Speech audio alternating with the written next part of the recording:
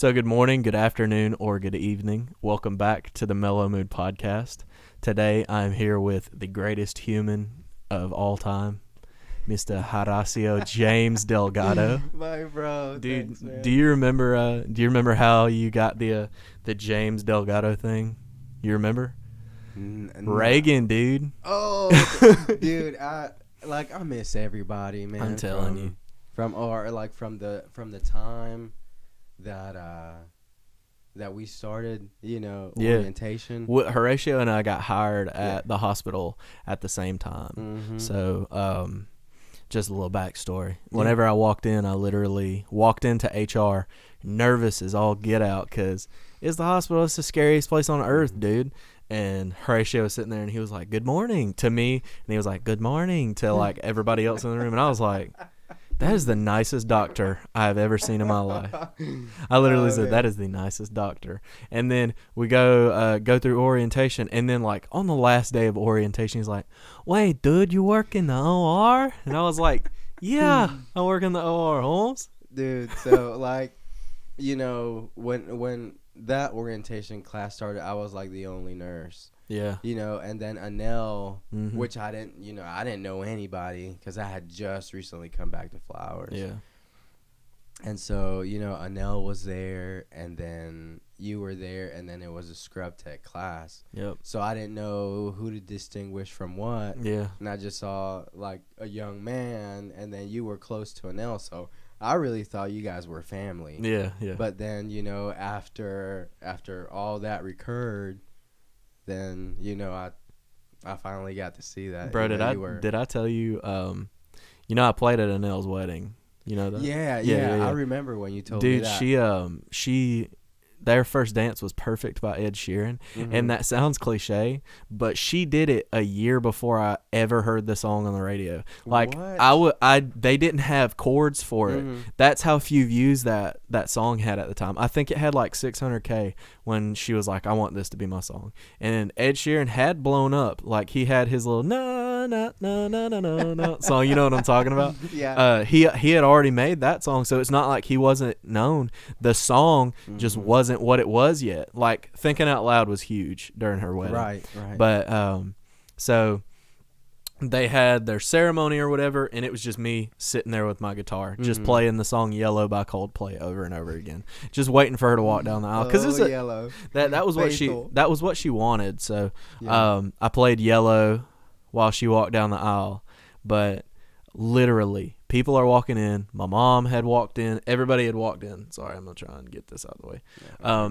My mom had walked in. Everybody was waiting on Anel. I think even the groom had come down the aisle. What? Anel texts me while I'm sitting there, and I looked because I was like, the only person that'd be texting me right now is Anel, and I looked at my phone and she said, "You know where I'm at, last chance." Oh, dude.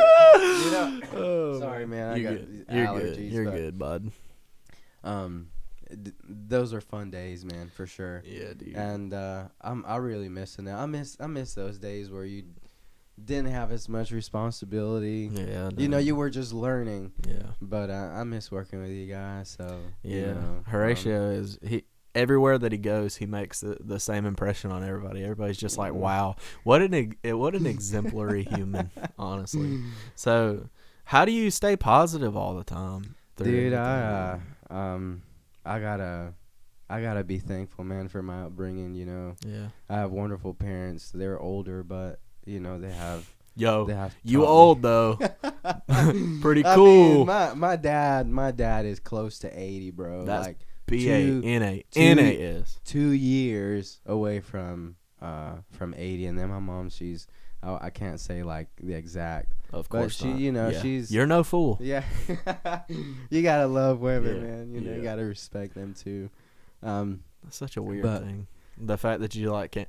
So another thing is like, and I'm not asking you to. I'm just saying, like, a lot of people are really bashful about money. Like, why do people care about people knowing how much they make? Do they think that they're gonna try to get more money because they think they deserve as much money as you? Like, as a PCA, I make whatever, right? Just out of respect for other PCAs and people, I'm not going to talk about how much we make. But is that what it is? Is it the fact that, like, so if you're a nurse back there, obviously went to school, you have a degree, you deserve to make more money than me. You literally paid for a degree that pays more. So is it the fact that like from your perspective, if you cared, and I don't think you do because we've talked about it before, but do you think that people care because they think like a PCA is going to say, well, I work just as hard as them, I deserve $18 an hour or whatever? What do you think it is? I've always wondered. You know, I can only speak from my personal. Yeah, and that's not going to be much help here because you're like the best person. I'm so sorry about that, but like my experience, because you know I started as a tech on the floor. Up on 6th floor back in 2011, man, and you know I put in the work. You know, and you learn a lot. You learn a lot being a tech, whether it's on the floor, whether it's in surgery. Absolutely, man. And you come across nurses that, you know, have, and when I say nurses, I refer to LPNs and RNs, because, man, there's LPNs that, you know, they're making like probably $12-13 an hour, you know, on the floor. And they run circles around RNs that are making 20. It's insane. I've met a couple of them LPNs. Man, I remember one of the nurses that I unfortunately didn't train under her, but she was an LPN. And man, anytime that any of the RNs couldn't get an IV, you always went to her, man. And like she was up in dude, her age. I literally guarantee you that this person doesn't watch because I don't even really know anything about her, but I will say that I think it was either the 4th or the 5th floor. There's a woman up there that's name is Delta. Easy name to remember. But every time I've been up there, like she's just killing it. Like, she's an LPN. Yeah, she's an LPN. So what does that stand for? So LPNs are licensed practical nurses, and usually their training is year long, where registered nurses in the state of Alabama, they can get a associate's degree from like I don't know how to say it, but it's like a post-secondary institution like Wallace. It's not a university, it's like a community college. It is a community college. And in some other states that I don't think that applies, because I've applied for jobs out of state, especially with the things that have happened, and we can get into that a little bit later into the into the podcast, because it can get a little tricky. But definitely, you know, when I've applied to these, you know, they've told me you have an associate's in nursing, and I'm like, yeah. And or yes sir, yes ma'am, you know, whatever. I try to be as professional as I can. You know? Sorry, man. But I'm guessing in other states, you know, having an associate's degree in nursing is not a thing. Like you have to have either a bachelor's or on. Yeah. You know, so that's what I always. Yeah. You know, but LPNs usually have just the I would say the basics of nursing instead of having like more in depth. And I don't want to insult anyone in saying that. It's a literal definition. You know, it's like they can't do IV pushes. There's certain things that they can do. They can start IVs, but they can't administer IV medications. So are you saying that, and I'm saying this for me, but for people who are not in the medical field as well. So does that mean that LPNs don't have a degree at all? Well, they have a license to practice, kind of like a certificate, but they don't. I don't think it's an actual like degree, but they still have to be certified just like RNs. They have a license, not a degree. Right. So I think, and I'm not really sure because I wasn't in the LPN program, but once you get into your 2-year, 4-year degrees, I think that's where you actually have like a degree instead of a certification. Got you. But I could be wrong. And you don't have to go from LPN to nurse, right? Yeah, I mean you don't have to go to be an RN. You can stay LPN for years and years, but I mean it does help if you want to like grow as far as like within the job. It's always strange to me that how like people associate more money or more knowledge with success. Yeah. And honestly, I think that, and you and I have had a very lengthy conversation about this. I think the thing that's mostly important is just happiness, dude. Yeah, for Like- sure. And going back to the initial question, which you positioned, is I think a lot of people, because of the title or the digits behind their name, or initials, or whatever you want to say, they feel a sense of pride. Because, man, I know some nurses that have fought for that degree, like tooth and nail, being single moms, single dads, 2-3 kids, working a full-time job, and doing clinicals, and they are as humble as you. I mean, I try to stay humble, but then there's some that I've met, man, that are like, she's an LPN and she should be here, like you're better than them. Yeah, like, I feel that so much more than most people. And it's it's hurtful, because, like, if, let's say, when I was a tech, if all of the nurses treated me like that, like, why would I want to become a nurse? You know, if all the nurses are like that, I don't want to be like that. There's been several PCAs that I've known, no names, that have come to be a PCA because they're going to nursing school, and once they get into that environment, they just say no. Yeah. And I do encourage, man, for anyone who's trying to get into the medical field that is not definitely completely sure, to test the waters, become a tech. Yeah. Start from the bottom, I'm telling work you, your way up.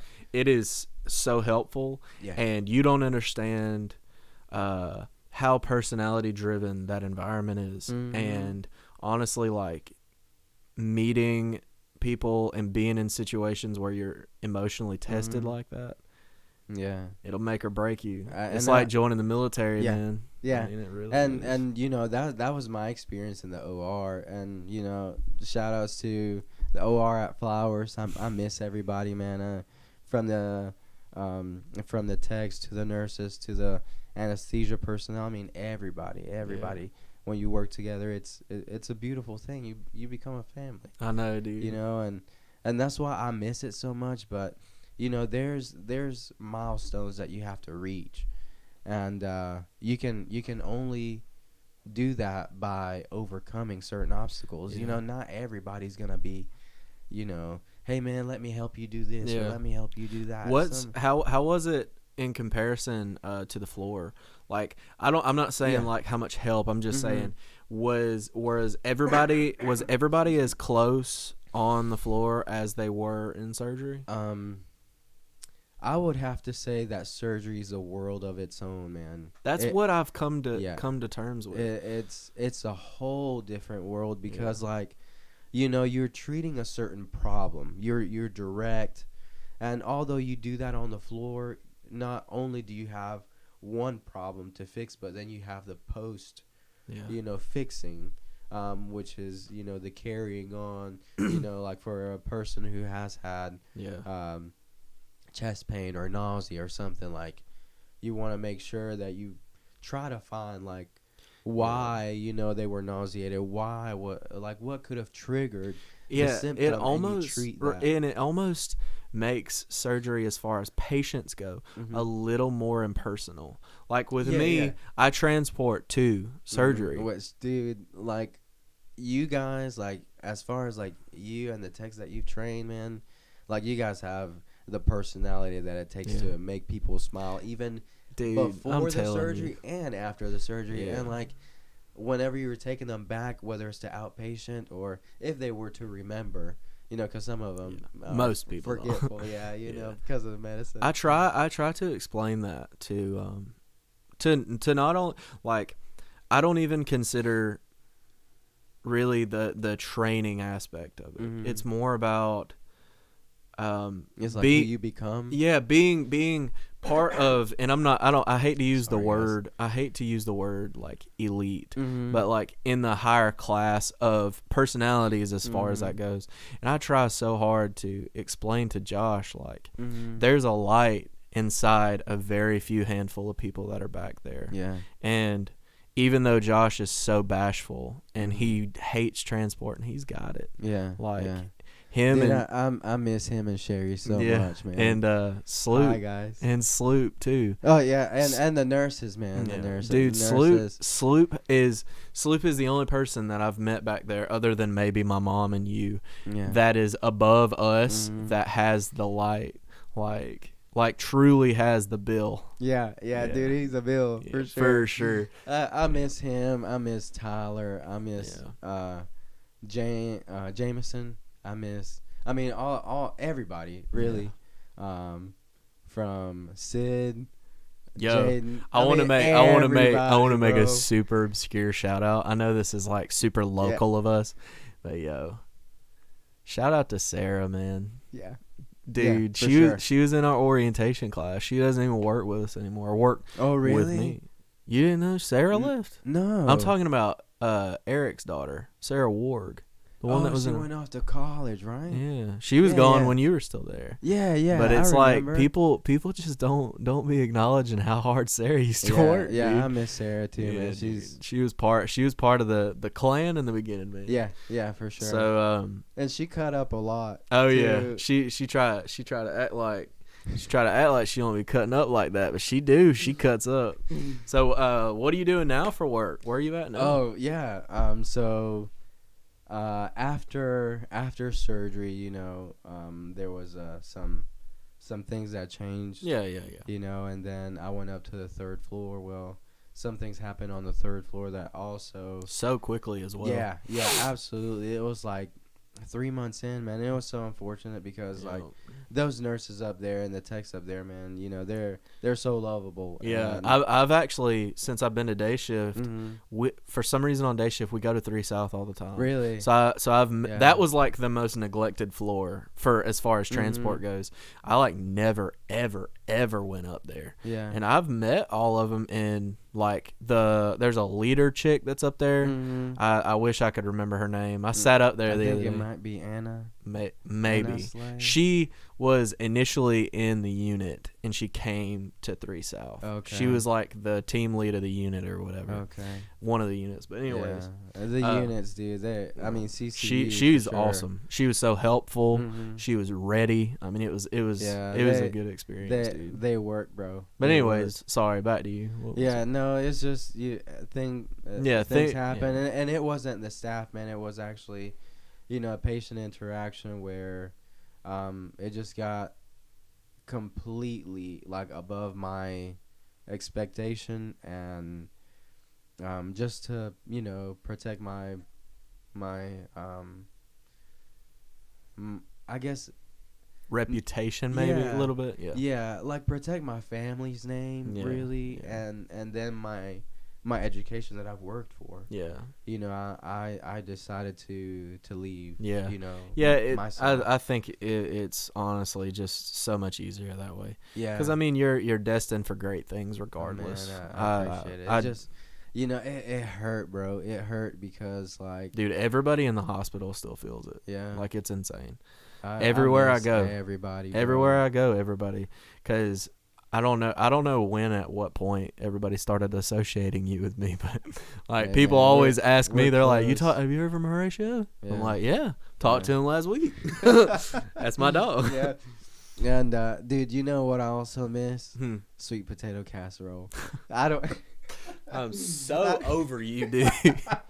I can't. I'm so sorry, man. God, I miss that, man. I miss having lunch, and it's like, although I wasn't sitting with anybody, like just having people around, man. Yeah. What are you doing? It was a blessing. So after 3 South, I was at a doctor's appointment, and it was for my eye doctor, which I was with Alabama Eye and with Dr. Sturridge. And, you know, he was treating my glaucoma because I was about to go to the gas, man. I was hurting. Yeah. I was hurting bad. And so I talked with a friend, close friend, and she referred me to get a second opinion. And I ended up at Eye Center South. And then during an appointment, then one of my, I guess, I don't think that they're nurses, but like, I guess an ophthalmic technician. I'm not really sure if that's a title. You know, I'm considered a research patient because like they're trialing glaucoma medication on me. And man, thank God Different it has strains of marijuana. Hey, nothing that you can smoke for sure. But, okay.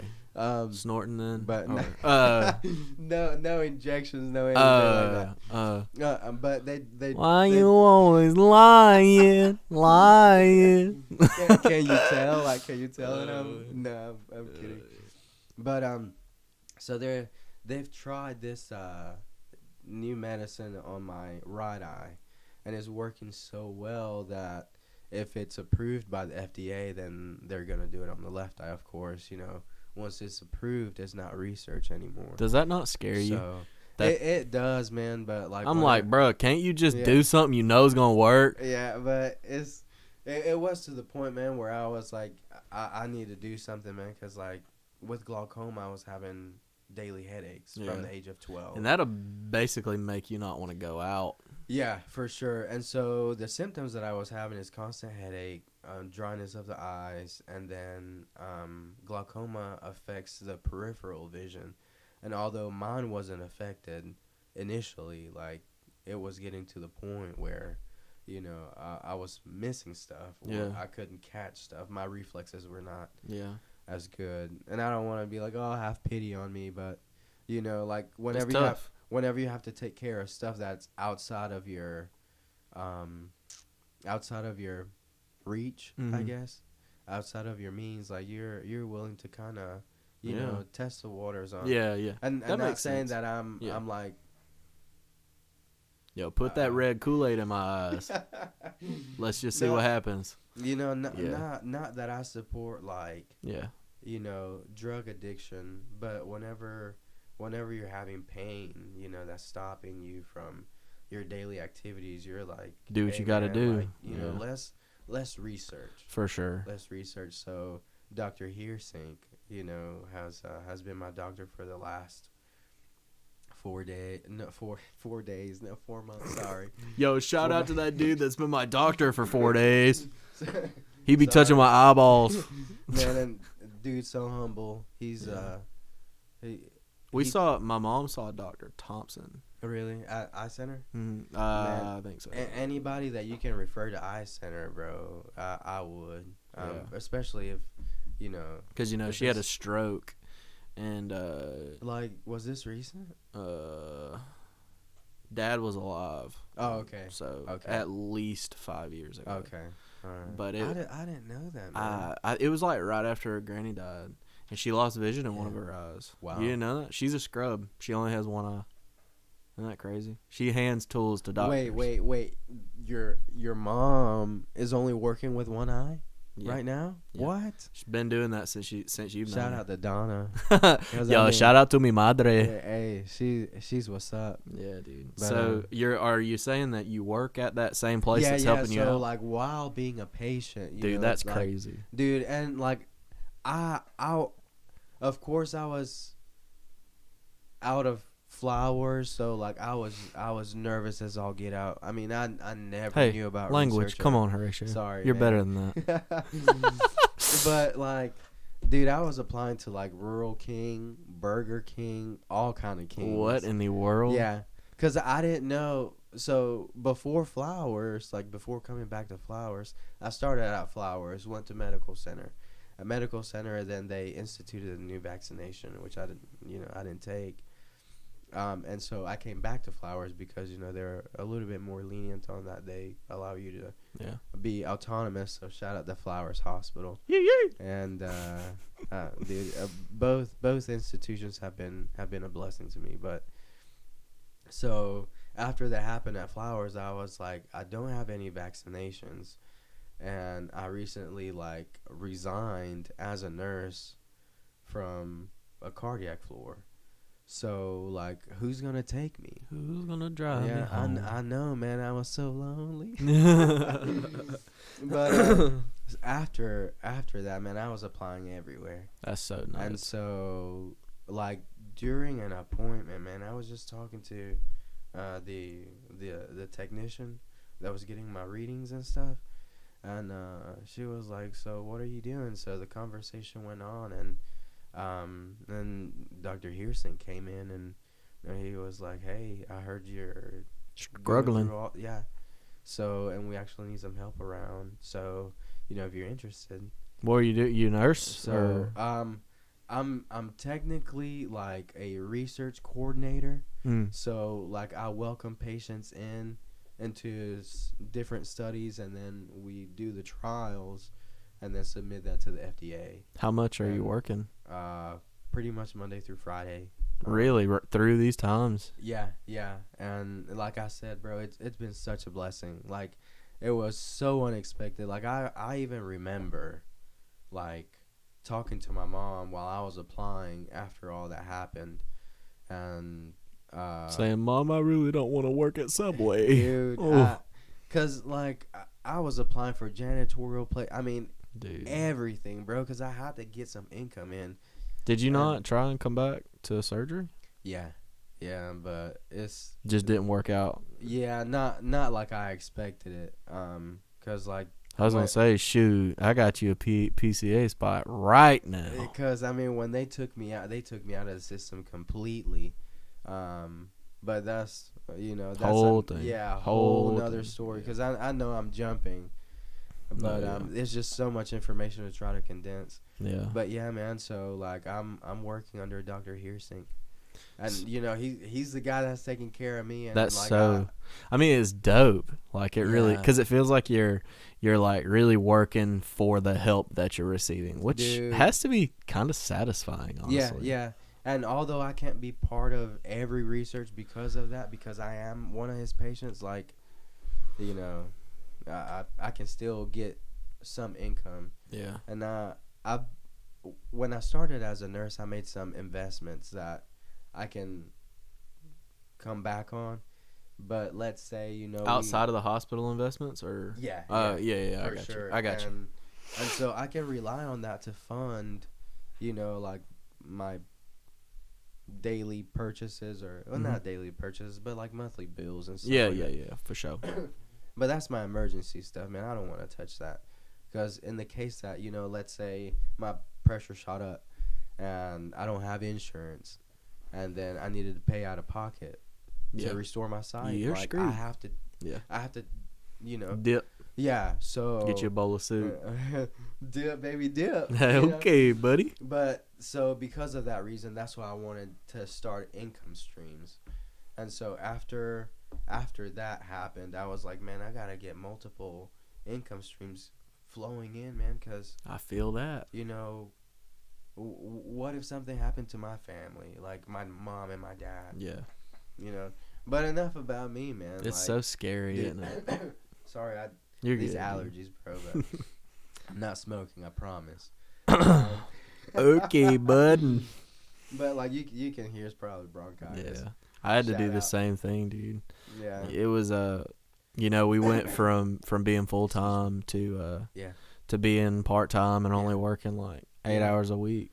Yeah. So it started out with just like wanting to see Cade because I hadn't seen him in so long. So that's where you went to days, right? From PCA I went from night. Which is funny because the night shift was still working full time because folks add on through the night. Absolutely. So I go to days to try and ease everything out. Yeah. So I moved because I'm having problems with this one woman. Mm-hmm. Then I go to days, and then the woman quits, and then the virus hits. So then not only was it pointless that I went, I lost hours by doing it, and I'm waking up at 5 o'clock in the morning. I'm waking up earlier than my granddad. Homie be waking up at 5 o'clock in the morning to bird watch. I mean, he's my granddad does not play around. Does he shoot squirrels? No. Oh, granddad. Dude, my neighbor, when I was growing up, that's what you would hear at 5 o'clock in the morning. Was him popping squirrels? Yeah, man. My granddad, like, my whole family is so weird about a lot of stuff. Yeah. Like, none of us believe in guns, which is weird because we live in the South. Yeah. None of us listen to country. Wow. None of my family ever cusses around each other. Yeah. None of us, I've never seen anybody in my family drink alcohol until I was moved out and Mom was coming to watch me play in bars. So she would drink at the bar. Yeah. But like, I never saw my mom drink my whole life. Nobody in my family smokes. Nobody cusses. Nobody does any drugs. Wow. Like, it's crazy. Like, the weird discipline in our family. Yeah. And like, our family doesn't express PDA, public display of affection or whatever. Like, where it's so strange. You're loving, but you're not like like on each other. I can remember going over to my granddad's house with like one of my first girlfriends and holding her hand, and like everybody in my family chewing me out. How old do you think you were? Probably 13. Yeah, holding a hand, bro. You know the first thing I was like, my uncle and my granddad were sitting at the house. I was like, hey, you wanna see a picture of my girlfriend? Let me tell you what they said. My granddad looked at it. He said, yeah, which is what my granddad would say. And they handed it to Mark. And Mark went, oh, thank God you're not gay. That's what he said. Oh, man. Are you serious? Yeah, that's the first thing he ever said, dude. Yeah, it's still, I think a lot of people still think that I'm gay, bro, because I don't. I know you're not gay. I appreciate it, but I mean, like, yeah, it's just like sweet guys don't exist, dude. I don't know. I mean, you don't even be like looking at butts and stuff. You're such a pure guy. Well, I don't admit to it, man, but there's something about women. Yeah. That, it's just that's the brown in you talking right there, dude. I love a woman, man. I love the woman. It's just something so powerful, man. Yeah. Like the connection between. Oh yeah. Two people. Yeah. And I mean, are you in a relationship? Or yeah. Like I don't mean like to. No. Yeah. No, I'm seeing somebody. Yeah, okay. And she actually helps me with the little business that I was talking about. Yeah. So talking about yeah. As soon as I came in, I saw that you got like tons and tons of Pokemon all stuff. These Pokemon stuff, and like it got my attention because like as I was growing up, like Pokemon.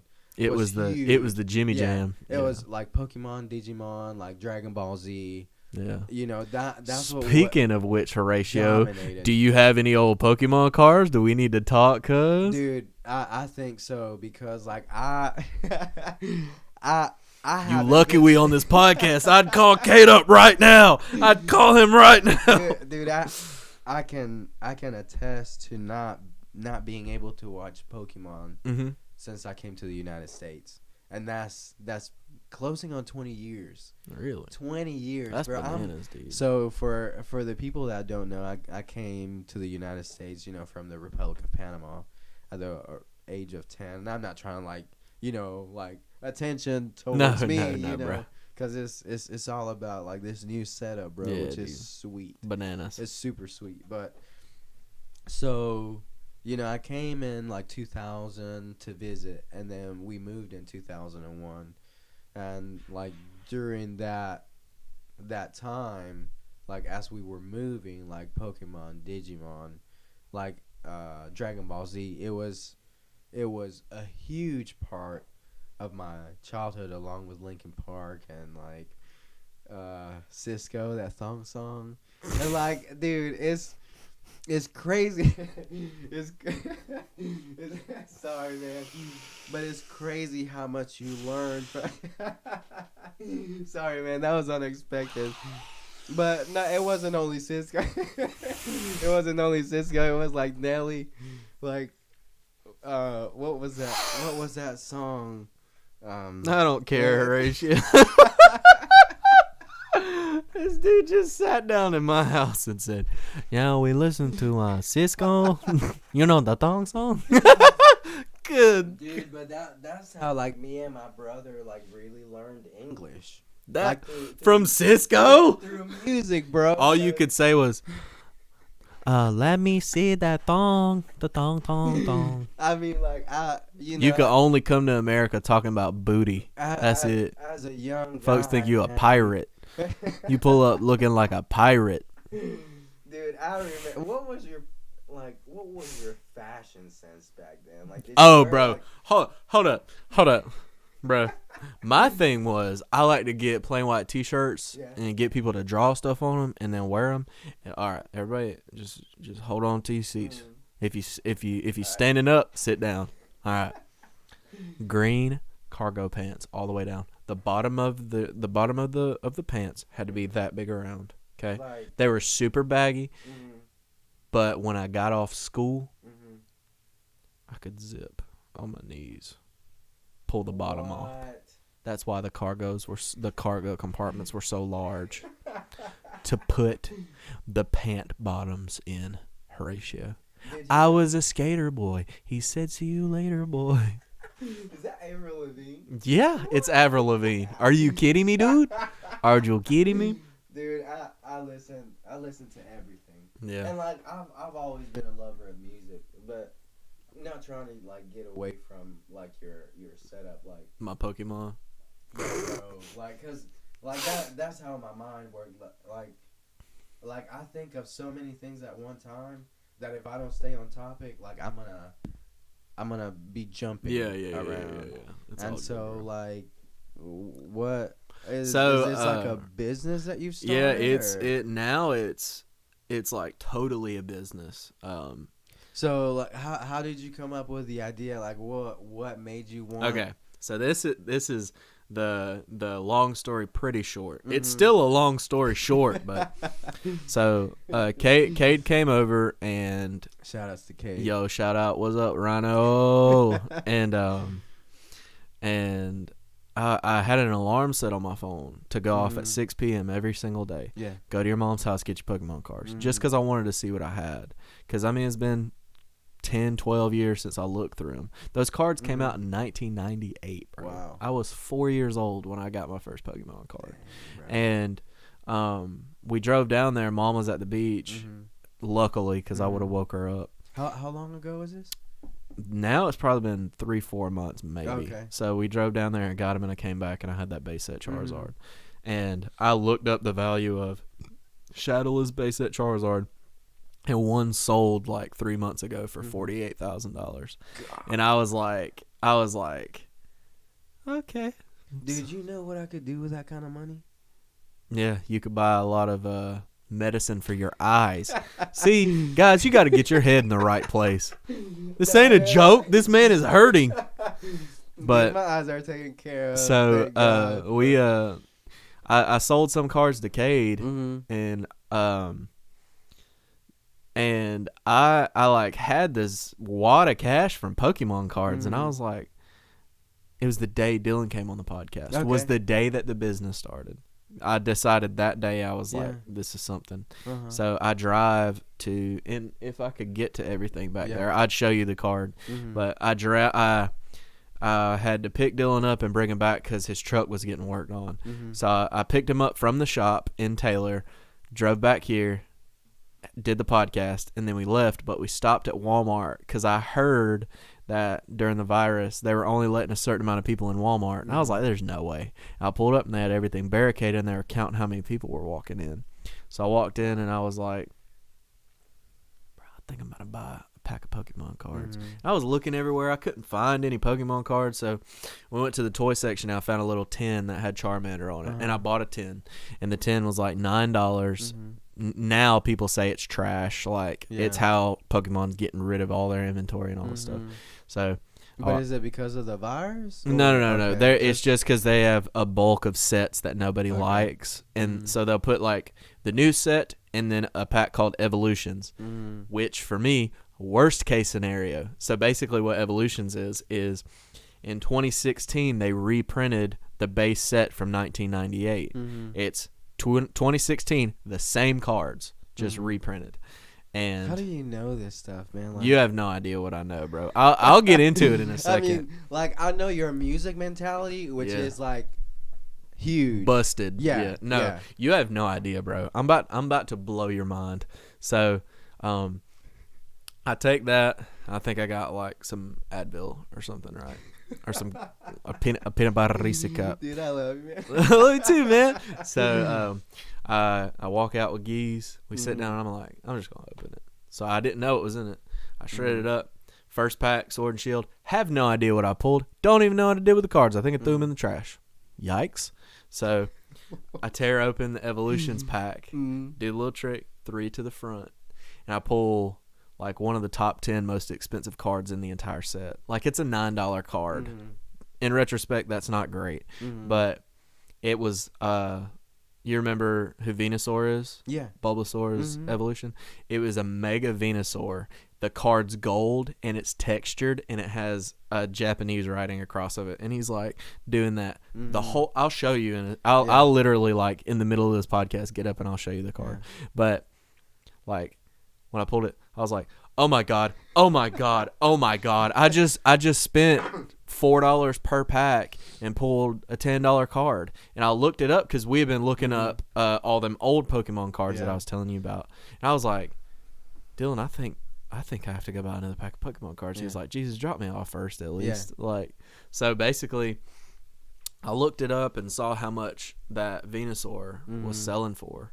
And it was like $8 or $9, and I was like, dude, that's double the profit of what I paid for it. Of course, it's a gamble. Pokemon is gambling, literally by definition. But I was like, I looked up, and there's like a Rainbow Charizard that's worth like $250. If you get it graded and it gets graded properly, it can pull like it's pulled $10,000 and stuff, and that's new cards, dude. So that began the slow but steady descent into big boy pack openings. So we started out with, it was Cade. We basically like, we went, and I haven't talked about this with you or anybody else. So basically, Chris and I individually had a little bit of money saved up. So she got some money and I got some money, and I was just like, okay, we have X. So I called Cade. I was like, hey, I'm standing in Walmart. What are good sets to look for? He starts naming off some of these things. And I'm not going to name them because I don't have to flex right now. But I know what they all are now. But so he named off a couple of the good sets, and I bought pretty good bit, like maybe 10, 15 packs. We pulled a couple good cards. I don't even remember what they are. I've sold them by now. And I was like, I think there's something to this. I was like, we can get in a big nostalgia hit by opening packs of Pokemon cards, and we can make money while we're doing it. So flash forward to about a month ago. Remember, we're only talking about 3 or 4 month period. Right. It seems like it's been a year, but so the new set drops, and we pre-ordered it through Dawn, who is the lady that I referenced in a few of my videos now, but she owns Geeks Haven in Dothan. I pre-ordered a box of the new set. Cade got 3 boxes, and we sat right here, and the stacks are like this tall, dude. And there's 1, 2, 3, 4, 5, like 5 stacks of these things. So there's 2 stacks per booster box, 36 packs. So it was half of 13. Who cares?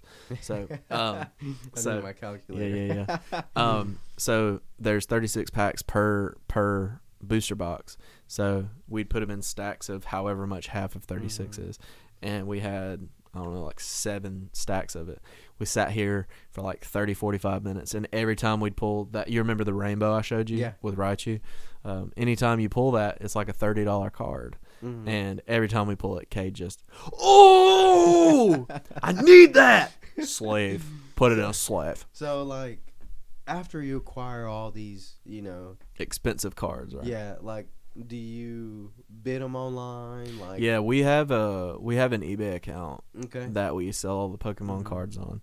Shameless plug. If you type in Flip 0709, because it was before the Flip Hates Cheese stuff, you can look through, even you, because if you have any sort of nostalgia, like, we sell cards cheapest on eBay, almost always guaranteed. Like, it's not like a huge like business or anything. I'm just selling Pokemon cards out of my apartment, but it is a full-time job. Like, from the time I get home at 3 o'clock to the time I go to sleep 8:30, 9 o'clock, I'm working. every minute of the day. Yeah. I made an exception for you to come over here. Like, Dude, I literally, appreciate it. like, I could pull up my eBay on my iPad right here, right now. I have 23 cards to ship today. Wow. Yeah. So whenever it's like that, like you yourself, like package them, you ship them. So this is the process from pack on the table, shred, pull a good card, sleeve immediately, put it in a. Is that just to prevent contamination? Yeah. What? That's serious, bro. Have some stuff from what we pulled last night. Like these are cards that I haven't listed yet. So I pulled it packed fresh, put it in this sleeve. Okay. I set these cards in their own tin. I do research, and then I find the cheapest price for these cards. This is after we've opened the pack, everything's off the table. Now it's time to work, because I do it in phases, like 1 day open, 1 day price, and then ship.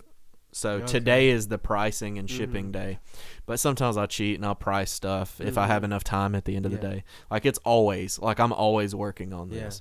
And also, like, I'm having to find time to record the podcast too, because I really care about this. You know what I mean? Yeah. So I will then take these out of the tin, look up the lowest price on eBay, and I'll list it, and then I'll put a second sleeve on top of this one, and then I'll put them in a binder with all of the listed cards that I have.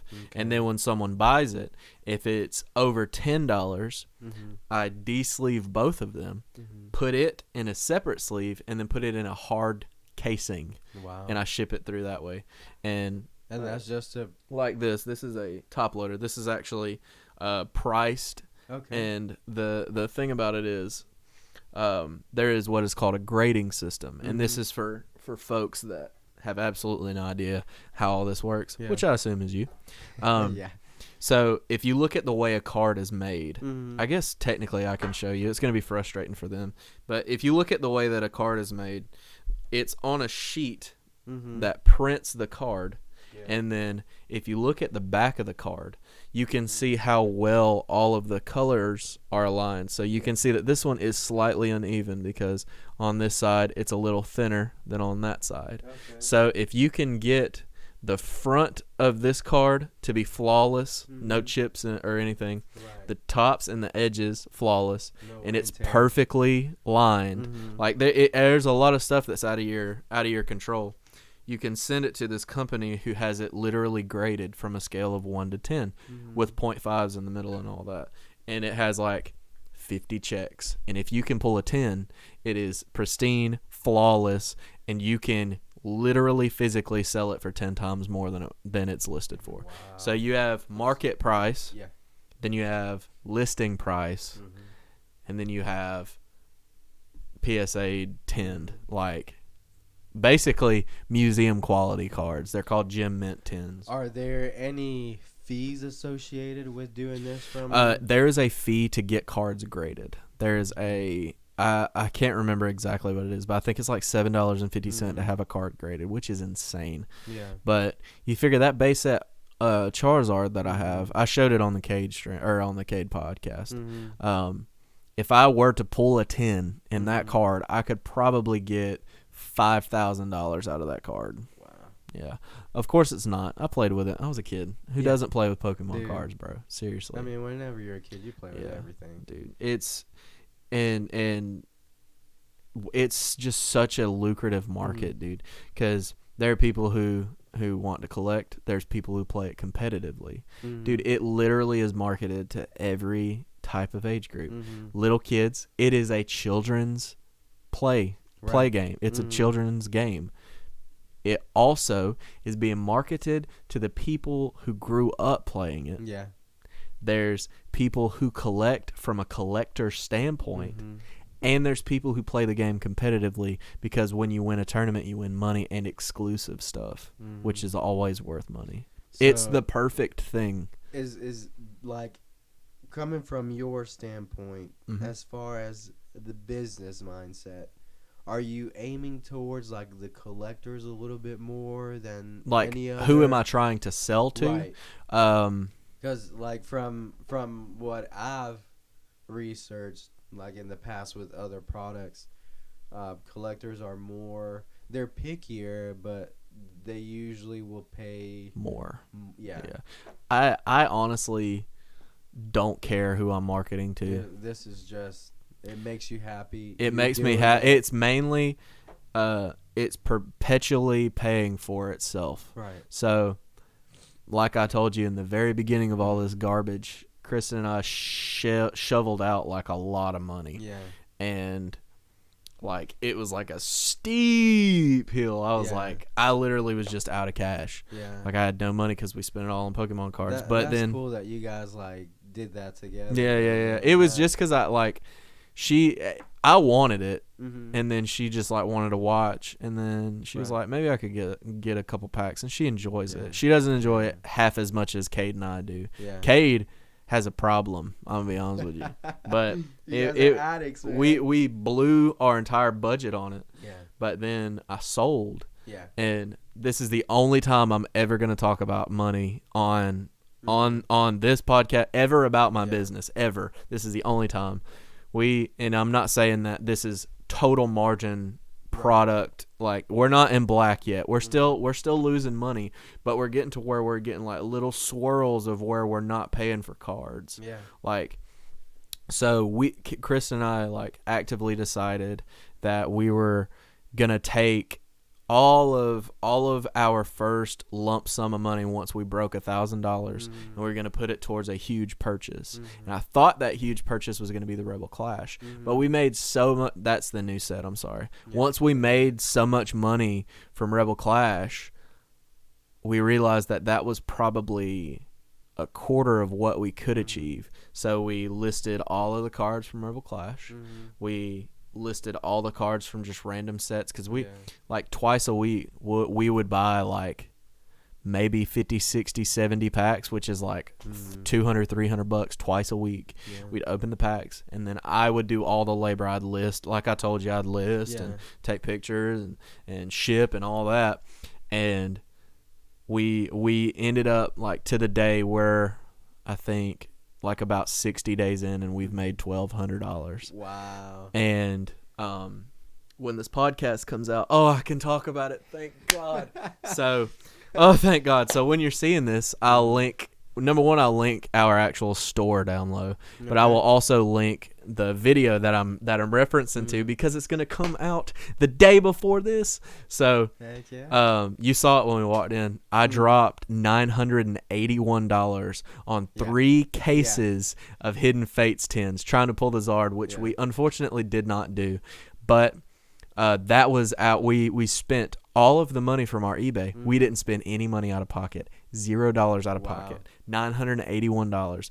And we're already coming back up again. We've already got like almost $200. So nice. We dropped all the money on that, and I recorded the video of us opening it. I streamed us cracking the tins, so people didn't think it was all fake. Right. Because if we had pulled the Charizard, people would have said, "Oh, you weighed the packs," you know. So, like it was extremely insane. We opened 144 packs of, statistically, out of the new sets, the hardest set to find. We opened 144 packs of them, dude. Man. Like that's peak.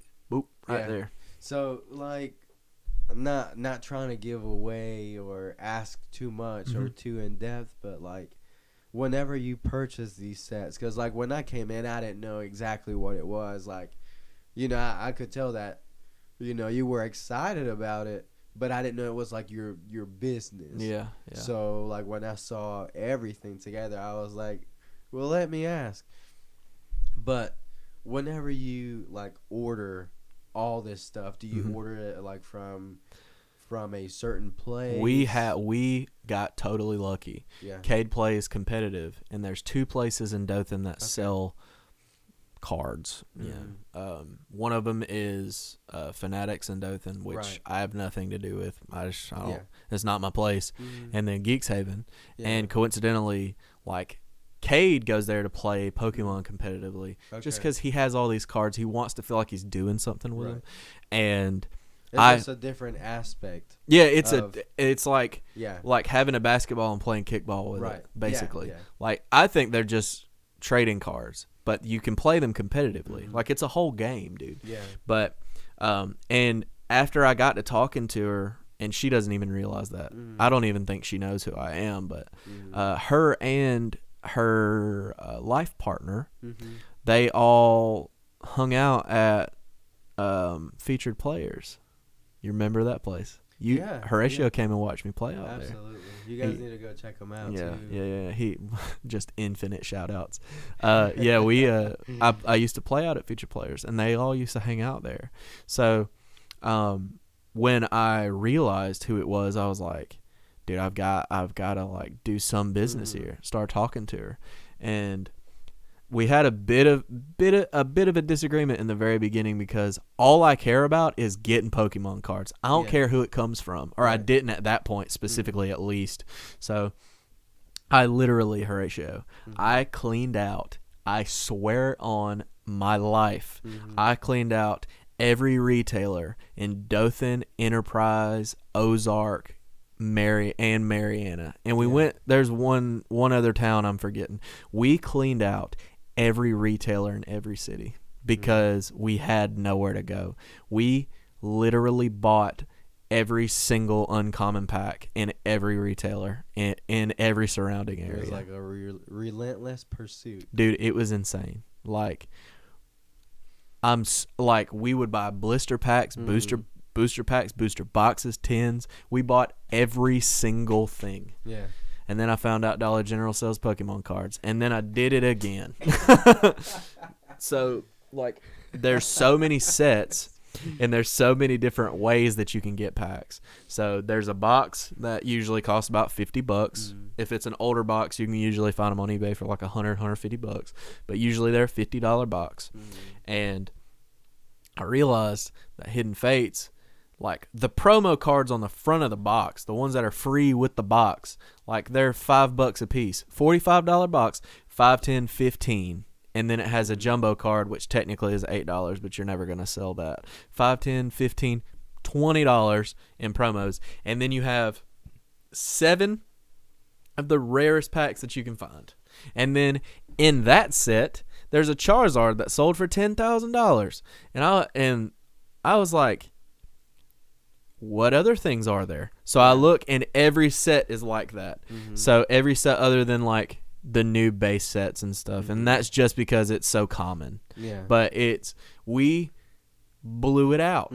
So I had told Dawn, I was like, hey, I want to come get some Cosmic Eclipse from you. I want to get a couple packs. And she like took too long to reply. And we had went from Enterprise to Ozark, and I sent her a picture of my buggy because I literally had 200 packs in my buggy. That's a lot of packs, dude. Yeah. I mean, we dropped like $600, I think, that day. Wow. And I sent her a picture. I was like, sorry. And she was like, why would you do that? And then she texted Cade and was like, why would he do that to us? I was like, bro, it's about Pokemon cards. Relentless pursuit. She was like, well, they're going to survive all this. And I felt bad. Yeah. But at the same time, I needed that then. You know what I mean? Yeah. So I was like, if you can get me some Hidden Fates, I'll buy everything that you can get from me for the rest of the time that you're open as a business. I will buy every Hidden Fates that you get. Flash forward like a month and a half. She texted me. She was like, hey, I got 36 Hidden Fate 10s coming in. And I was like, I'll take them all. Gosh. Drop cash right then. Just like that. I literally, like, I had cashed Kristen out because I didn't know how it was going to go. So I gave her all the money. And then she was going to meet Dawn or whatever. And literally Kristen got it out of her bank, dropped it off here. I walked up. I was like, here you go. She said, thank you. Set it in my car, and I drove home and opened them. That's some serious nostalgia, dude. That's serious. I'm telling you, bro. So, talking still about the business, the platform that you're using to sell it is strictly, bro, it's just eBay. Just eBay? Like, could you dive into Amazon? Or I could like- use, so the way that you technically can price cards is with TCG Player. Uh-huh. And the reason that you can price with that is because TCG is who creates the packs. Mm-hmm. So, but yeah, that's enough about freaking Pokemon, bro. Yeah, sorry, I just man, it's no, just, yeah. Like, you know, the reason why I ask is because, like, during this downtime, because, like, you know, I'm not on call or anything, Yeah. and I haven't worked as much. Yeah, all those Monday through Friday is not like a complete 8, 10, 12 hours like I was doing before. So, you know, I'm very blessed to have the position that I have, the job that I have, because, you know, I will eventually have insurance, and I need it to not get, like, you know, I guess charged for it for Yeah, next I know, yeah. tax year. But Yeah. so I've been, like, studying a lot on how you can start an online business. Right. Because, like, if I can multiply my income streams, regardless of what happens, whether the economy's up or down, I'm still having something come in. And in the case that, you know, something was to happen to me, or, you know, anybody that is close to me, that, you know, like, we have a small Hispanic church. Not everybody has an essential job, you know, so we help our own. And that's what the offerings and the tithes are for. Yeah, is yeah, to yeah, help yeah. us, Yeah, you know? yeah. It doesn't go to, like, the pastor. It doesn't go to, you know, fund anything else, but to help us. Right, You know? right. And of course the kids, because, you know, we gotta get them food and toys and stuff like that. But anyway, if I, as a single person, can multiply my income stream, it'll be for the good. Yeah. You know, and I can use that to further. Bro, like, it's honestly like a legitimate investment. So, and, you know, that's why I'm so interested, because there's so many business models that you can start. Like, this is not the only thing that you can do, and, like, the way that you guys are profiting, I mean, that is good. Yeah. That, you know, this is your first business, right? Like, would it? It's not. As far as, like, Pokemon. Like, from Pokemon, yeah, dude. But Okay. like, when I was in high school, I had enough instruments at my mom's house to Yeah. literally open a store. Really? Yeah. Yeah. Literally had enough instruments to open up a music store. What are your plans for the future other than, like, this business? Are Dude, you, like, the more that we're doing this, Mhm. you know what I'm about to say, don't you? Yeah. It seems like I might have to open a freaking store. Like, that'll be. I just don't. It's like, if I were to only do money from Pokemon to Pokemon, Yeah. I mean, it'd take me probably 10 years to do that. Yeah.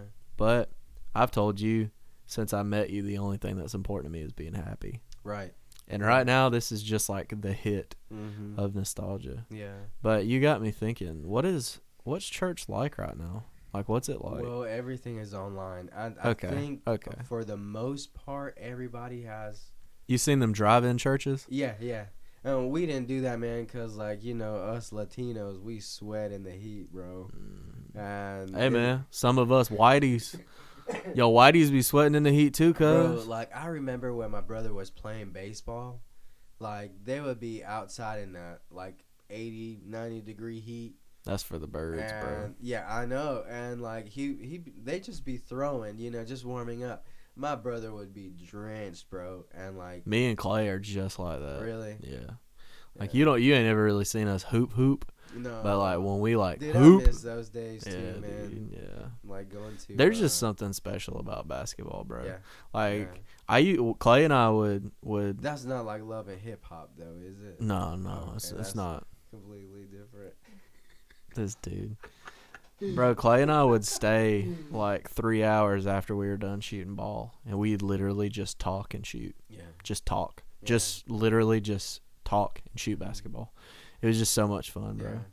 What are you doing in your free time since you're not on call anymore and stuff? Well, I spend a lot of time with my family. Me and my brother have actually put up some fences, and that's why, like, in the previous weeks, that we wanted to do this. Like, I wasn't completely sure like when I was gonna have some free time, but yeah, man. So I've been letting the sun kiss my skin. Hey, it's like sun kiss, Shout out to sun kiss.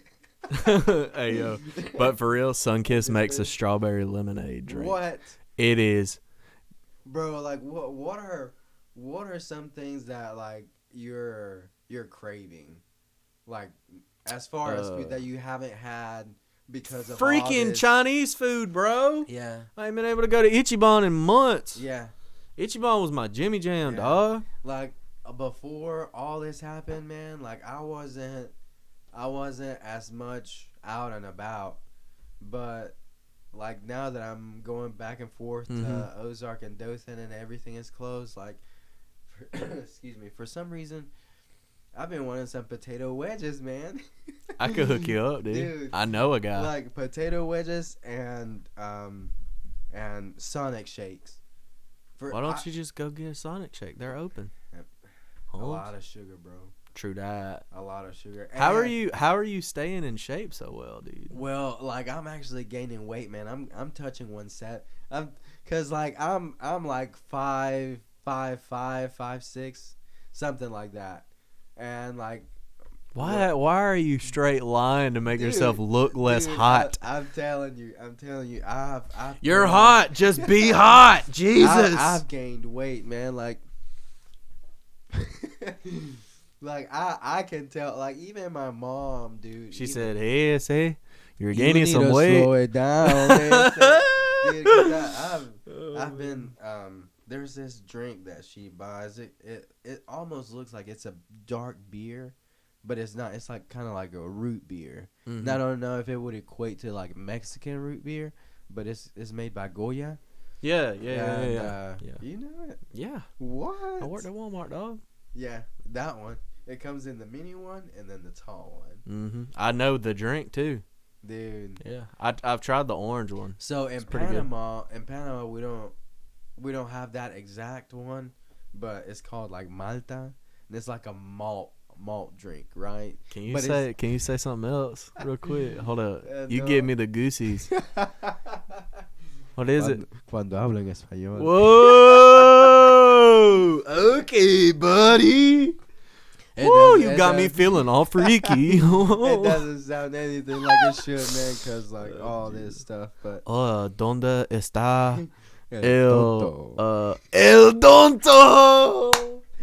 Horacio. Hey, where's Big Dom, man? Yeah, man, Big Dom. He's straight cooling. That's all it is. Man, I miss you guys, man. I know it, man. Dude, you, Josh, and Sherry. Bro, you sound like you're drunk. You're like, bro, let me tell you about the people I told you about earlier. I haven't seen you in forever, I know, bro. dude. In forever. And like, when you're with somebody that, like, because when I was leaving surgery, you made that post, man. Like, my mom saw that post that you made, and she was like, man, there's some people out there that you just tend to love because of what they do for others, man. Yeah. Like, you didn't need to do that, but you still did it. Just like the Christmas gift, man. Like with M&Ms, peanut M&Ms. Like, bro. I mean, bro, it's like the CD. There's literally only one way to encompass like why to do something like that. Mm-hmm.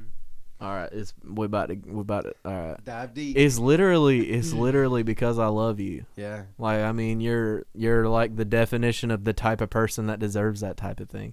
Like, you always act so surprised when people do things for you. Dude, it's just like, for you to love someone and respect them. Yeah. Like, even if you have like different backgrounds, different ethnicities, like, and with all these things going around, and yeah, dude. And not only in the South, just in general, everywhere. It was bad before the virus. I mean, yeah. So like, for someone to do something like that, like it doesn't have to be like give me money or like just appreciating Smile. a letter. Yeah. Or like a hug or a shout out. Yeah. Yeah, just, being in the podcast. Or you better watch out. You better watch out. You better watch out. You better watch out. Bro. Dude, I mean, like, all those memories, man. Like, And how long did you work at Flowers? Maybe a year? The second time? Yeah, with us. Yeah, maybe a year? The second time, I started in November.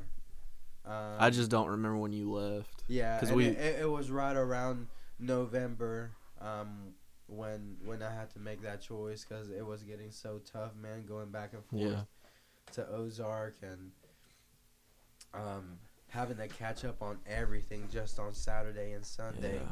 So I basically wasn't resting any, man, and it was it was really hard, especially for me, seeing you that way. It was hard, man. And so, like, some days I would come in at 2:30. Some days, like, I would be, like, trucking it to get there by 3:30 or 4. Yeah. And so, it messed up my hours. I felt like it was really unfair to all of the nurses and the techs. Because, I mean, they had to wait on a nurse because, like, they didn't have the adequate numbers. So, like...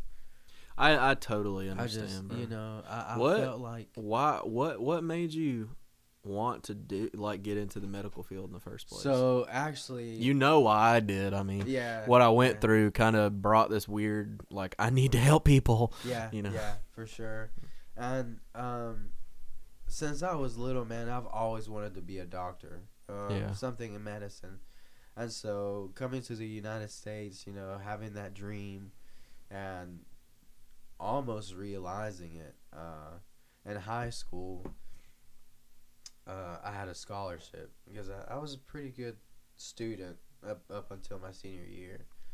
And then my senior year, I applied for a medical school down in Fort Lauderdale. I think it was like Nova Southeastern or something like that. And I got accepted like into their pre-med program and had a scholarship for 4 years, for tuition and books. But prior to that, like maybe a year or two before my senior year, my mom and dad had purchased a home, and so with that, and then me potentially going, away, I was like, it's gonna put too much stress on them. I mean, like, even now as a 28-year-old, man, they call me up. Are you okay? How are your eyes? Do you need anything? And at the time, going back to my senior year, they had already had that purchase, and I was like, I really don't want to put any more financial strain on them. And at the time, I was dating a super incredible, amazing girl, and to this day, man, I thank God that He placed her in my life for that time.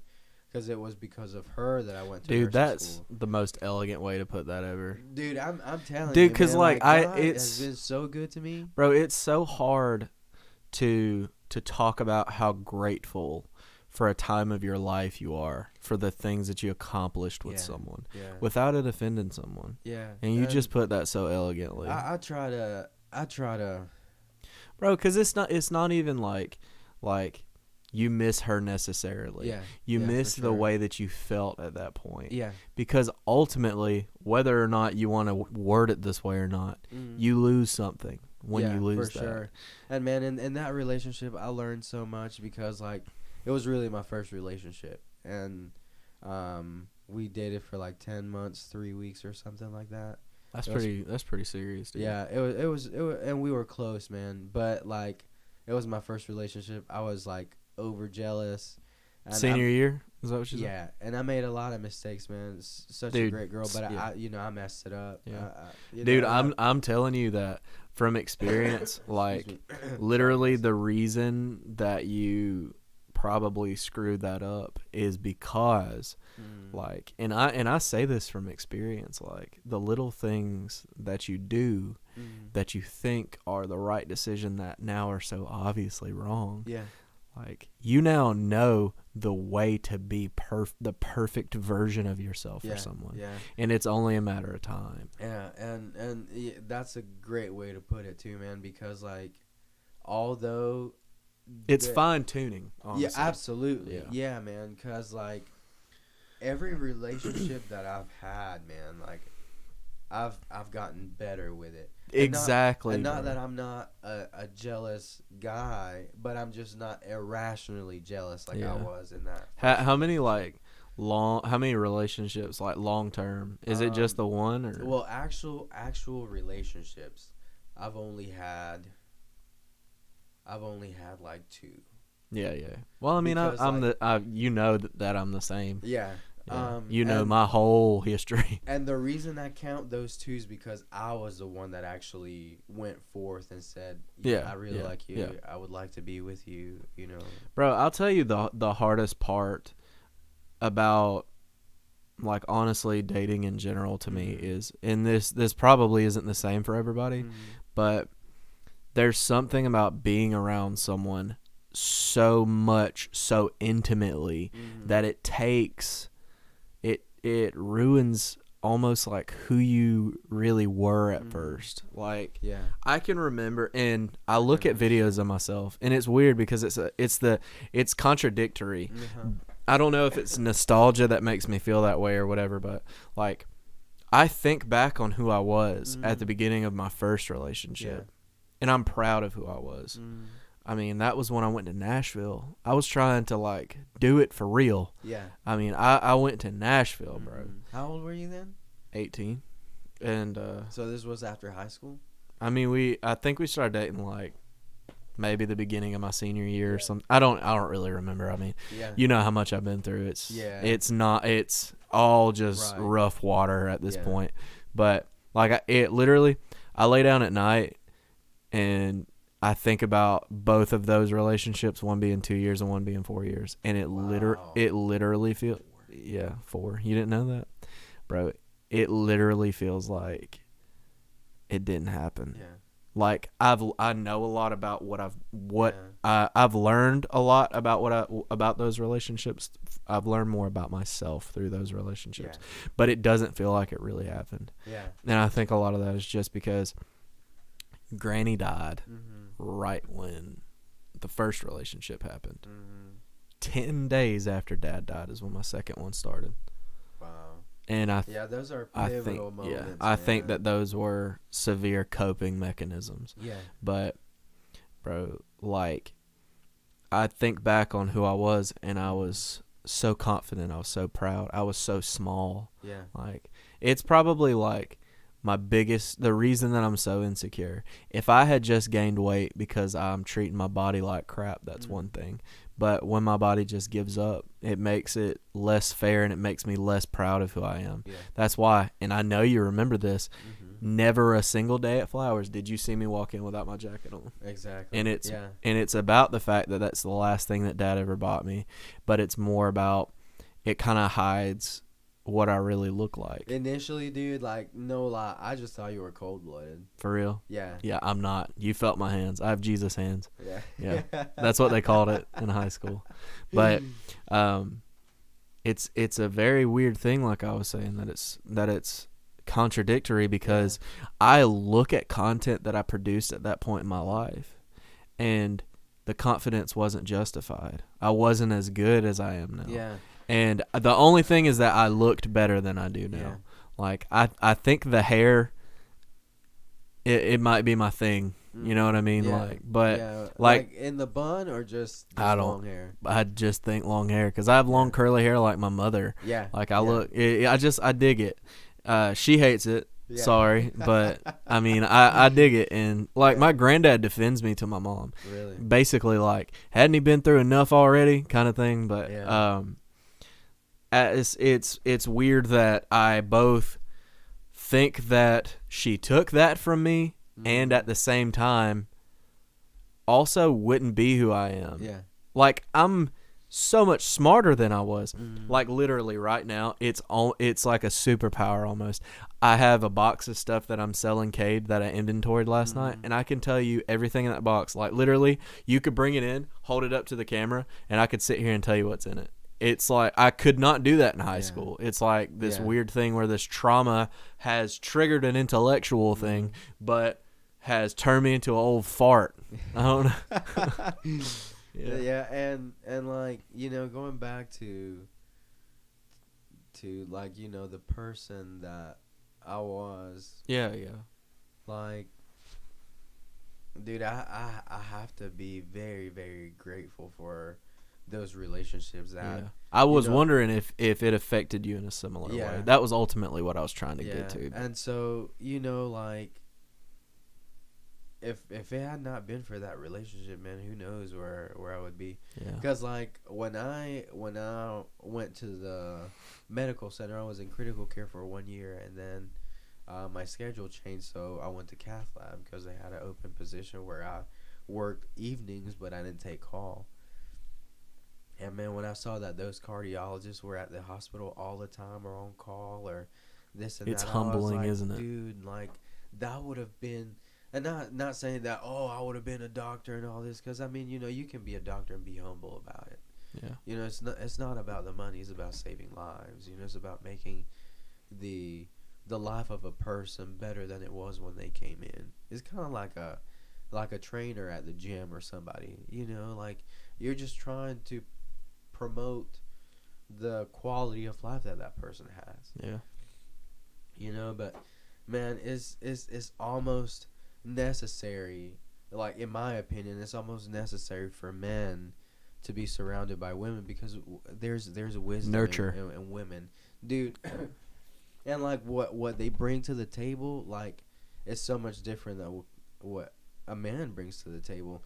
And that's why, like, when you put both of them together, like it's amazing. And that's what the cornerstone of society really is. It's just the union between a man and a woman. And I'm not trying to say, you know, or discredit the attraction of any other type of sexual orientation, but I mean, if we're talking about it from a scientific perspective, not even morality, like, if we want to further civilization, there has to be reproduction. Yeah. You know, so but not going into, oh, women can only, you know, because like there's so much aspects of a woman that are necessary in society. Absolutely. Like not just because they can procreate and carry, you know, human inside their bodies, but you know, just femininity and womanhood. You know, it's a blessing to mankind. Yeah, exactly. Mankind needs, you know, something good to look at. Man, bro, the thing that's incredible to me is, imagine that it's so sorry. Stage. Imagine, okay, it's a man and a woman here. Imagine what it could be somewhere else. Like, I'm not trying to get weird about aliens or anything like that, but I'm saying, but I mean, imagine the potential that there is a bond stronger than what we have. We can't even imagine it. Imagine, dude. What bond do you think is the strongest in a person? I think, honestly, as sad as this sounds, I think the strongest bond that someone can have is through pain. Yeah. Like, if someone understands what you've been through. Yeah. And it's weird because at the same time it can create hostility. Right. Because, like, someone thinks that they've hurt worse than you. And it's not a competition. Right. Yeah. Right. No, absolutely not. I mean, everybody has their own perspective. Yeah. And it's, I'm not trying to say that everyone's worthy of, like,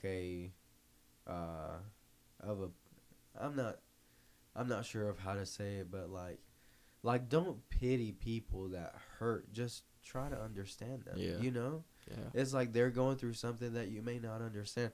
And for that reason, like, you know how we were speaking on love before, I think for that reason, like, although I may not have gone through the same things that you have gone through, like, I feel like the strongest bond between like for example, like you and I Mhm. is like that love, man. Yeah. Compassion. Yeah, Because because like you and I almost, and we're incomparable when it comes to this, but I would almost say that we care the same amount about other people. yeah, Like, I'm not saying absolutely. that I'm selfless, because I'm not. Mm, I mean, if I've been cleaning well, rooms no. all day and you page and there's 13 people on the clock, I Yeah, might not go. I'm yeah, just saying, yeah. I would do anything for anybody at any time back Right, there. yeah. No matter if they hate me, if they Mm, call me Chris, yeah. which, I'm going through a Christopher. wave. Yeah, I'm going through a wave again of people calling me Really? Chris. Is it because they're new or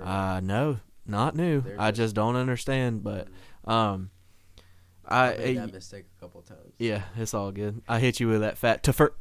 Yeah, Yeah. but I think that's the main reason, because you and I both acknowledge the fact that we're working hard for no other reason than because Yeah. we want other people's lives to be easier. Yeah. Because ultimately, if you're lazy or if you're selfish, then it's going to make everybody suffer. If I'm the only person cleaning rooms, let me be the only person cleaning rooms. Don't be too proud when I ask you to help me. Right. Like, Absolutely. and yeah. that's applies to everything, dude. If you're going to walk around and do something for everybody, I mean, just do it because you want to further everyone's happiness. Yeah. Not because And- you want to get something out of Yeah. it. And man, like Integrity. yeah. And the more you help people, I feel I'm not saying that the more they'll help you, because sometimes that is just not It's in not the equation. reciprocated. Yeah. But I feel like the more that you help people, and I don't want to sound selfish either, but the more that I help people, man, the more that I learn. Yeah. Because like the harder that I work, the better I become. The faster, the more knowledgeable. I mean, like, Dude, I'm sorry to butt in, but No, you're good. you'd be so proud of Sloop. Yeah. I mean, he's a full-time day shift circulator in ortho. Yeah. I mean, it's Yeah. incredible. Like, you remember what he was like on nights? He just didn't understand a lot of things, dude. That was what just made me think of that. Dude, I had to rely on a lot of people when Yeah. I was there, because Shout out to Lindsay. yeah, Lindsay Erickson for sure. Yep. But whenever you're in any position, man, like I don't think it's bad to be humble. It's like ask for help. I definitely had to, man. Like I relied on my text a lot Yep. for sure. I really enjoyed working with all the evening texts. Mm-hmm. But I remember this one time it was my call night. That was a Monday. And that was after Lindsay had moved, so it was just me on Mondays. And then for some reason, Jeremy Simpson Mm-hmm. was there, and then I forgot who had to come in as a closer. Man, like we got things done, but I relied on them, because I was like, well, what do you need? And like they would keep me up to date. Like, hey, I'm gonna need, Yeah. some more. Dude, you're honestly fortunate. Like, Jeremy will pitch a fit just because he's Jeremy. Yeah, But dude, he's got it. You know what I mean? He's got it under control, bro. Yeah, I enjoyed working with him. Enjoyed working with Sydney. Enjoyed working with Jaden, especially if it's like plastics. Mm-hmm. Yeah, man, I relied on her a lot. I mean, we rely on each other. It's literally they're. I've tried several times to think of a better way to say it, but it's literally just a team. We're a team. I mean, that's absolutely. all it is. And I mean, like, I relied on Josh. I relied on Sherry. I relied on Charles. Yeah. I relied on everybody, man. Got some bad news, bud. What's that? Charlie quit. Really? Dude, I miss him. The last I heard, because when I went to, I went to HR after that whole deal happened on 3 South. Mm-hmm. Because that was Yeah. over my head, bro. Oh yeah. Went to HR, went to talk with them about, my PRN position, and, a lot of things happened there too. But I saw Charles downstairs, and he told me that he was working at the gas station. Yeah, like he the was store working one 2 day. jobs, bro. Yeah. He literally had 3 or 4 hours off every day. He worked every day. He worked full time, like he was working 12s on the weekends, Saturday and Sunday. So he was doing 12 to 8:30, but he was having to stay over because Gaynard never got replaced. Right. So I miss that dude too. yeah, he was such a cool guy. Yeah, man. But he was deep into anime too. was he? Yeah. I never for had an sure. in-length conversation with him, but Charlie was working 12 to 8:30 and then going to work at the gas station from 11 to 7. Can you imagine? No. And he's old. Dude. Old as balls. The thing that, hurt me, man, it was just his He health, was hurting, dude. his feet, bro. And I can't help him. I That's miss not him me. so bad, man. Yeah, he was such a good Do guy. you know what store? What, 7-Eleven? He told me. I bet Josh knows. I mean, Josh and him. I'll have to After I look went to up. Days, him and Josh, because I would love to get some sort of info from Yeah. him. Because I doubt he has socials and stuff. I know for sure that, Sherry took care of him too, whenever. Because, like, she would stay Yeah. She'd stay, yeah. with... when you were on him. call. Yeah. Shout out to Sherry. So, But... what piece of information would you give yourself about, like, working in healthcare? But if you could talk to yourself right before you got hired, what would you say? This is something you should know before you do this that you had no idea. You have anything? I would probably tell myself to be strong, courageous, never quit. So basically, I'm asking you, if someone told you, I want to be like you. Yeah. That's what you'd tell them. Just be brave. Yeah.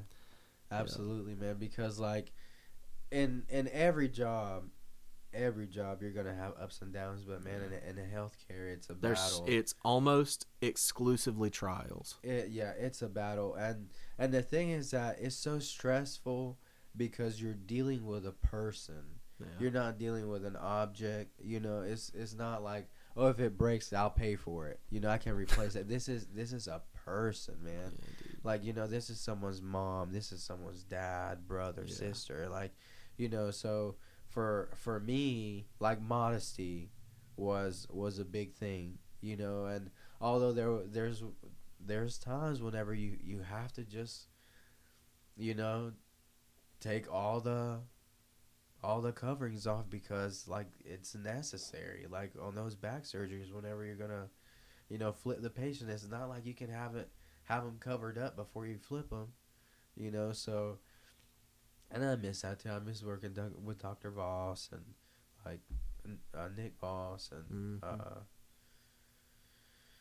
but yeah, because I mean, it's a stressful job, man. And then that's not even taking into account call days, call nights. Yeah. Who knows how long this is gonna take?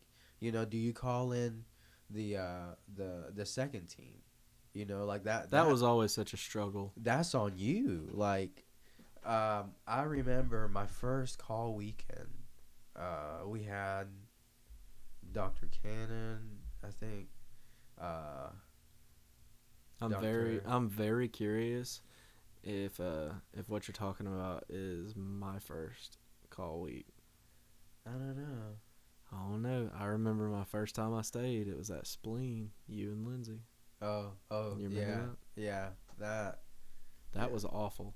Dude, I'll never forget when you were doing that Spleen, and Mandy was, like, yelling and frantically, like, walking around. I was like, boy, Mandy got that panic in her. She said, I don't panic. And I was like, you doing it now, cuz?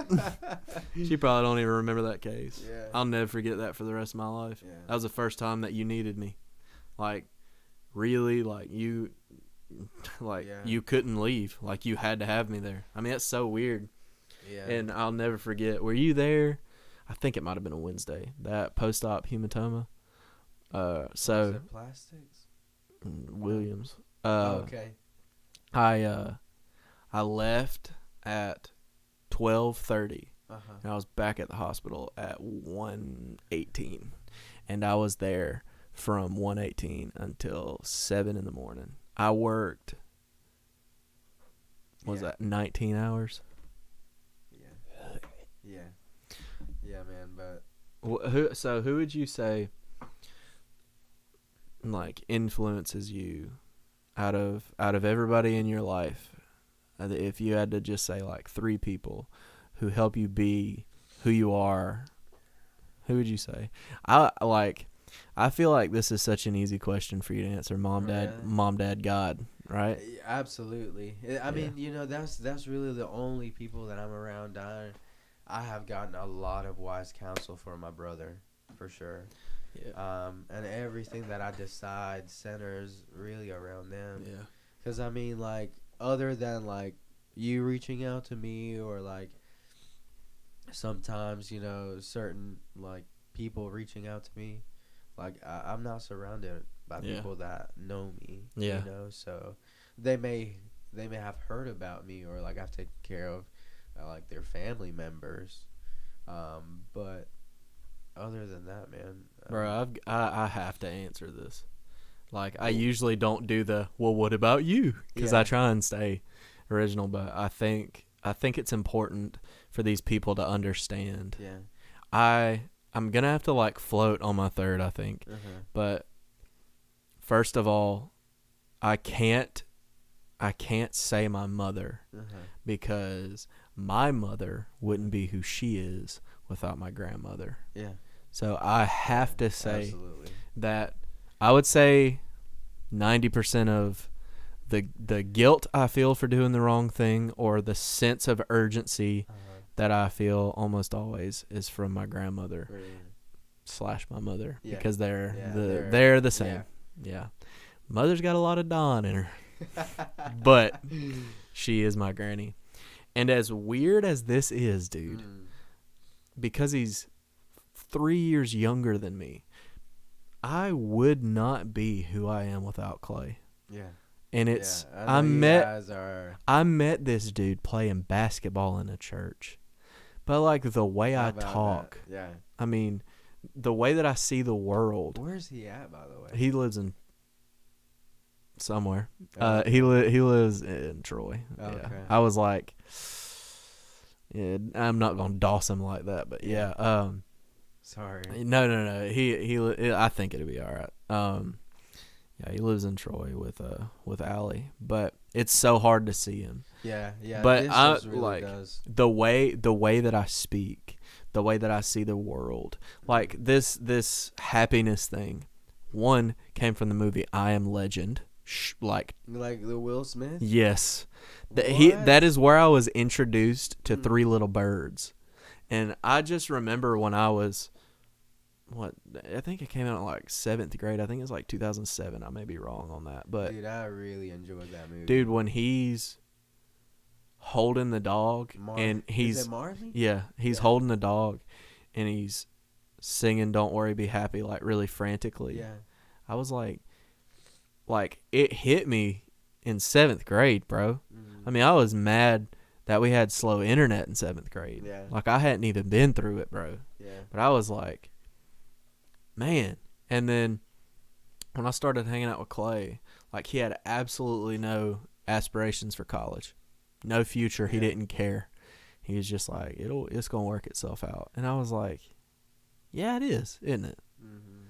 And like through Dad's death, through everything, it wasn't even about Clay being there for me. It was about the things that he's taught me. And it's so weird. Like, it's fine. My granny told me that my whole life. Yeah. But she's sitting there dying with cancer. How can you take her advice? Yeah. You're not going to be fine. You're about to die, Yeah.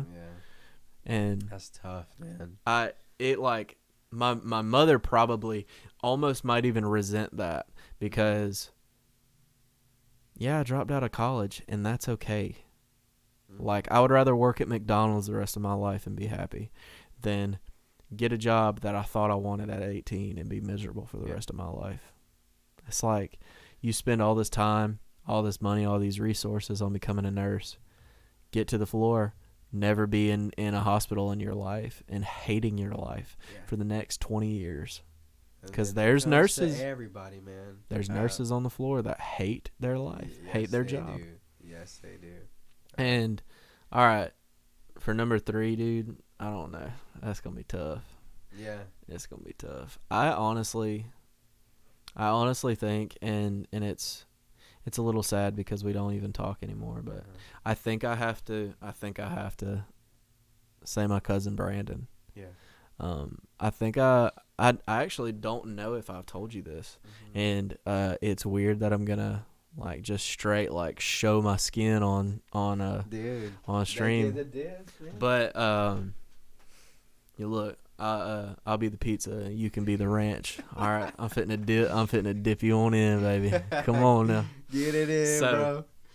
And to lighten this up, I'm a try and make you not laugh, and then we're gonna call it, because this is by far the longest podcast I'll probably ever do. Yeah. Like I threw the iPad off. I threw the iPad off like 40 minutes ago, and it was at an hour then. Dude, we can talk. Yeah, man, I'm telling you. So, when I was little, I knew that my cousin was different. I didn't understand why, but he has ulcerated colitis.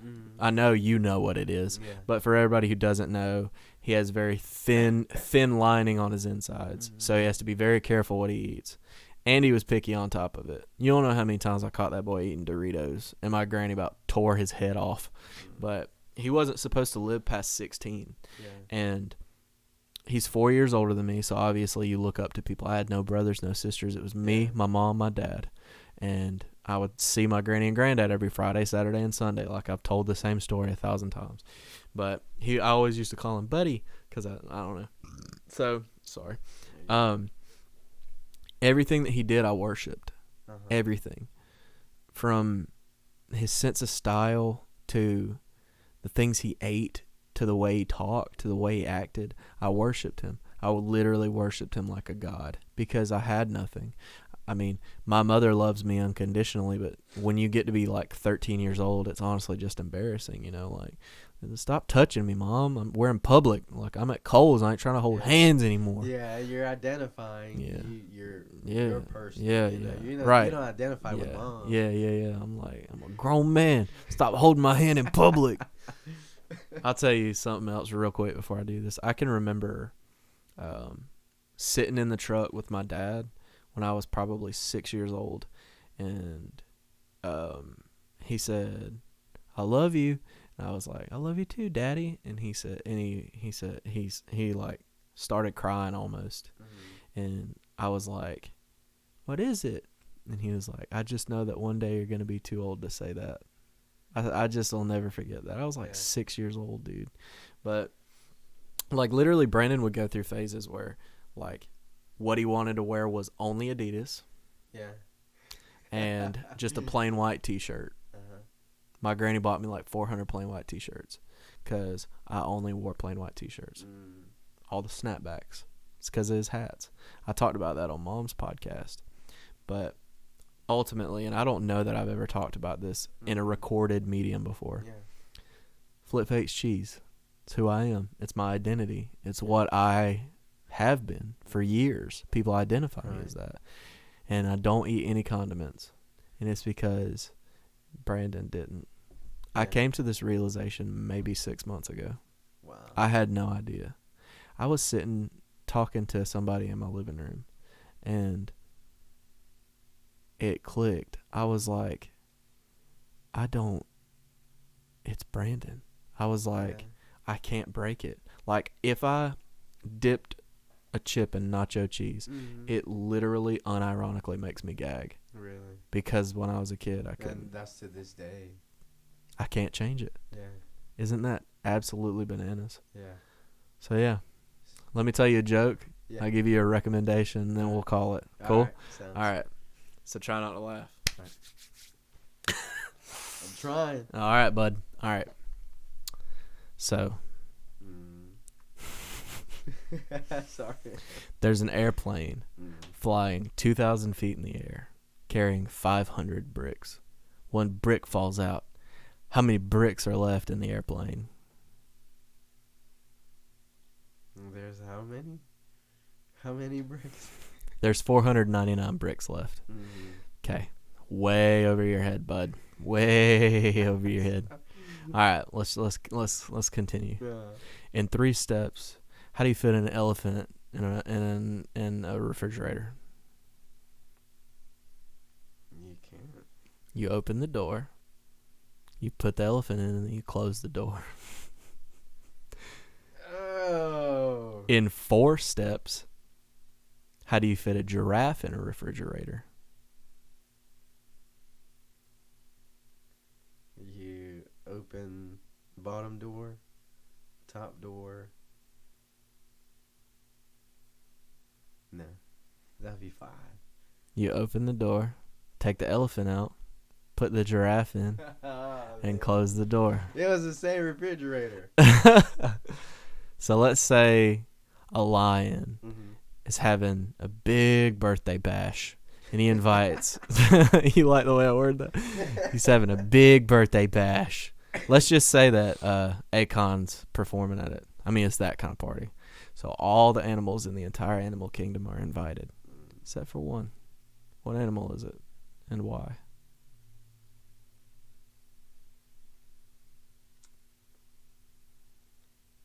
It's the giraffe because he's in the refrigerator.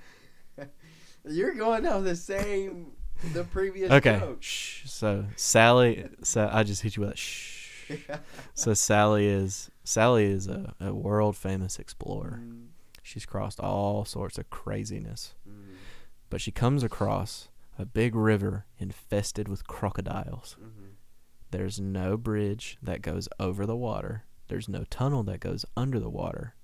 She has to get across. How can she swim through the water and not die?